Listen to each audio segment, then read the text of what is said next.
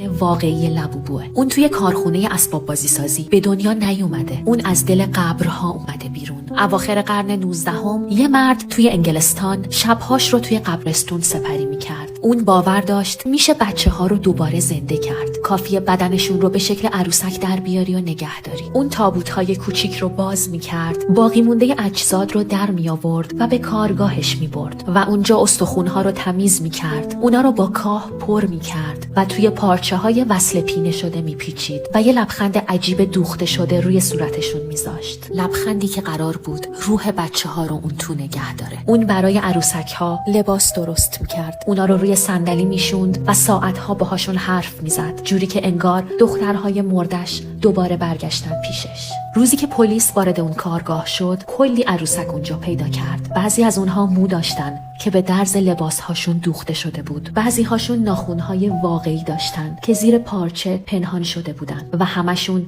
سنگین‌تر از یه عروسک معمولی بودن. پلیس عروسک ها رو ضبط کرد. پرونده بسته شد و اسم اون مرد برای همیشه از تاریخ پاک شد. سالها بعد همون طراحی عجیب و دقیقاً همون لبخند ترسناک دوباره برگشت به عنوان یک محصول تجاری جدید. و اگه یکی از اینا توی خونتون باشه، شما صرفاً یه عروسک نخریدین، شما هم وارد بازی زنده کردن مرده های یه نفر دیگه شدین. اینجا عجیب ترین اتفاقا و ماجراهای دنیا رو براتون